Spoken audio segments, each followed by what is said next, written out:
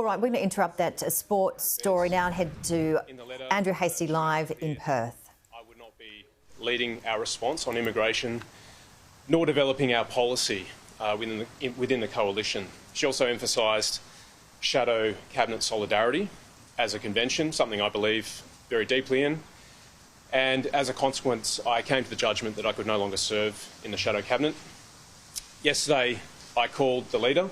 Yesterday morning, in fact, I informed her of my decision. It was a very friendly and respectful conversation, and here we are. So I'll move over to questions now. Will you be challenging the leadership? No, I won't be. When you called, what was your response? We had a friendly conversation, and I agreed that we would delay the announcement till 5 p.m. in good faith because she had a full workload here in Perth today, or yesterday. Do you have confidence in Susan's leadership? Yes, I do. The letter that was any policies that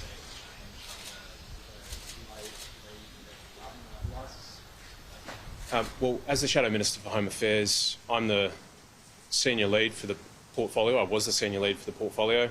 Immigration is a core responsibility of Home Affairs, and so when it was made clear that I wouldn't have any leadership in that role, I thought it was time for me to depart, because essentially I want to be able to speak about immigration, which I think is a critical issue for a lot of Australians at the moment. Well, I just think net overseas migration is out of control under Labor, and regular mainstream Australians are feeling the pressure of Labor's uncontrolled immigration. 1.2 million people over the last 3 years, and Labor's only overseen the building of about 500,000 dwellings. So you can see why we have a housing demand crisis in this country. So you also spoke about wanting to cut down on immigration. Do you differ on policy there? Do you have different levels? I don't want to get into the discussion on policy. It's not about. This is not what today is about. I called this morning because you'd expect me to speak to you, and I didn't want people coming to my house, as has happened in the past.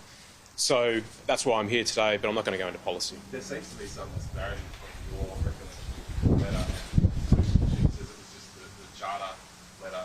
But are you saying that there was included in the correspondence was that you weren't going to be taking the lead in immigration policy? That's right. The language I used in my statement did not exceed the language that she used in her charter letter. Was she lying or No, misrepresenting?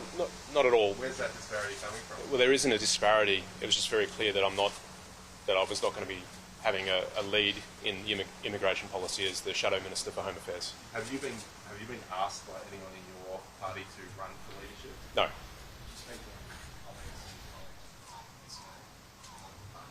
Before making, look, I kept my conversations exceptionally limited about this, because this is a very personal decision, and I also know it's a decision that's not easy, including for the leader. So I wanted to respect her.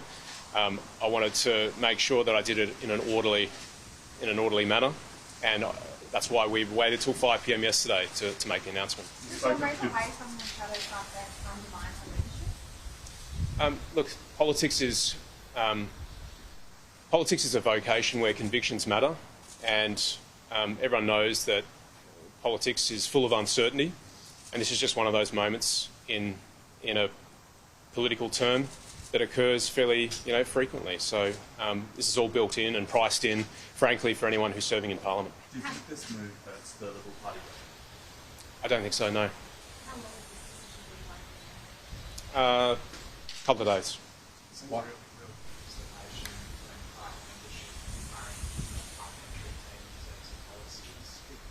you see the Liberal Party as it stands now, its current policy as being able to win an election? I think we can win an election. I mean, Labor is doing a terrible job on key issues like energy. Energy prices have gone up 24%, or electricity's gone up 24% in the last 12 months. Immigration, as I said, is out of control. Not enough houses are being built. People are feeling the pressure in the cities. So I think there is a pathway to victory. And on the backbench, I'll continue to advocate for things that I believe in. We're also going through a period of renewal as a party, and I want to be able to speak up on issues that I care about, and in order to uphold the principle of shadow cabinet solidarity, I had to step back.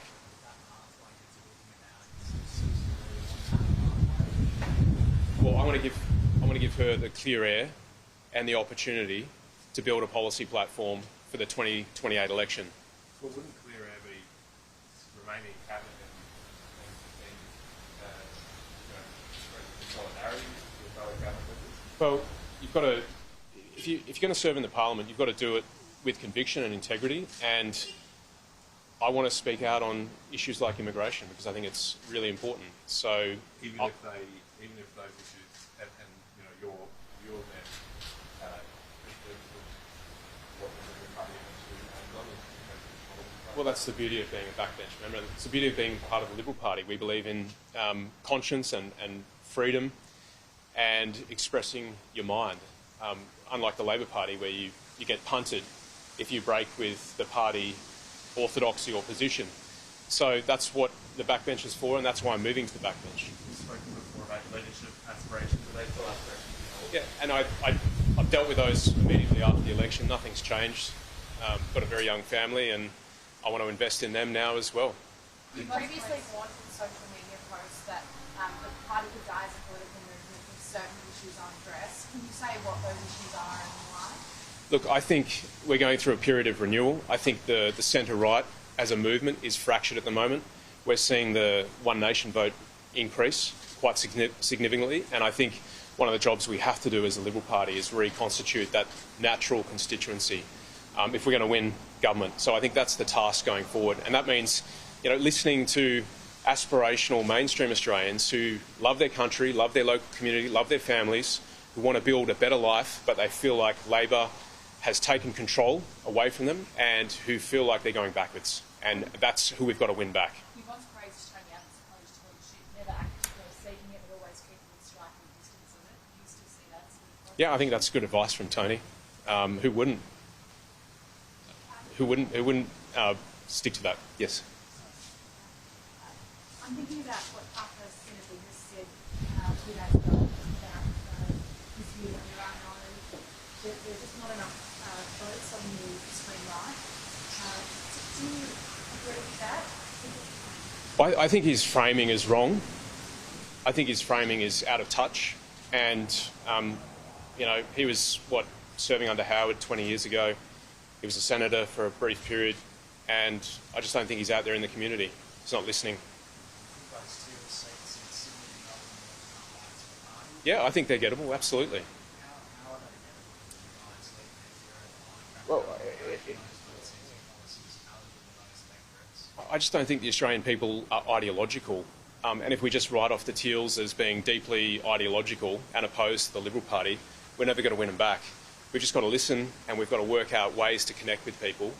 And that's the task going forward. So every seat in this country is winnable if you come up with a good platform, you build a big tent, and you develop a vision for this country. But net zero is, in those seats, is a huge issue, and those voters want it addressed. So how do you reconcile that? That's a good question, but I think what we're seeing across the world now is a move against net zero. We've seen Kemi Badenoch, the Tories leader, just this week commit to dumping net zero, not only dumping it, but actually repealing the climate targets in legislation. So I think we're seeing that in the UK, we're seeing that in Europe as well. And people who live in Teal seats, they pay power bills as well. They suffer cost of living pressures as well. So the key is always to focus on getting a price target, not an emissions target. And I think if we deliver better prices for the Australian people, they'll come with us. Does Susan Lee still have the supported majority of the Liberal Party? Yes, absolutely. Just to confirm, so you haven't sounded out any leadership run? Are you aware of anyone else who might have sounded out on your behalf? Nope. So you just remain a backbencher? Remaining a backbencher. It's pretty simple, guys. That's why I'm fronting up. There's no challenge to Susan. I support Susan. Tried to do this in good faith. And here we are. So why didn't you meet with her while she was here? She has a schedule. You know, I had some leave earlier in the week. I had a bit of a medical procedure myself. Won't go into detail there. You know, so yeah, I was just busy on school holidays with my kids recovering. Did she extend the invite for you to join her on any of these? No, look, she knew I was on leave, so There's no scuttlebutt here, guys. It's pretty straightforward. You spoke about talking with people to just a relatively few number of people that you disclose this to. Do you have any kind of mentors, political mentors that help you develop? I'm not the same way. I'm not going to go into the private conversations I had with Susan. I'm not going to go into other conversations that I might have had. Suffice to say, I didn't consult widely, and my objective was not to create any sort of instability for Susan. I wanted to do this orderly and in a respectful manner, and I think that's what I've done so far.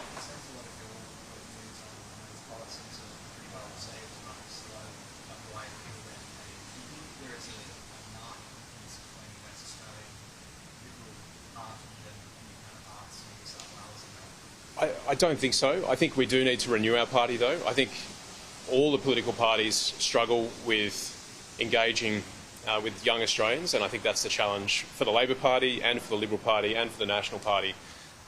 So I think that's a national problem. A lot of young Australians feel politically disenfranchised because the cheap credit boom is over. They wonder how on earth are they ever going to get into a home, and until we start talking about things like that, we're not going to engage young Australians. I won't do one more question, then I'll leave it there. You said previously that you would quit the party if it did arrive at a net zero policy. Is that still the case? I never said I'd quit the party. I said I'd leave the front bench. I've left the front bench, but not on that issue. So that was just a narrative that built up. It was incorrect. Yeah. I'm a proud member of the Liberal Party. I was only elected into the seat of Canning on the Liberal Party platform, and I wish to remain part of the Liberal Party. Thank you. Even if it has a net zero policy. That's why I remain committed to the Liberal Party. Thanks very much, guys. Andrew Hastie, live there in Perth. I support Susan, he said, Susan Lee.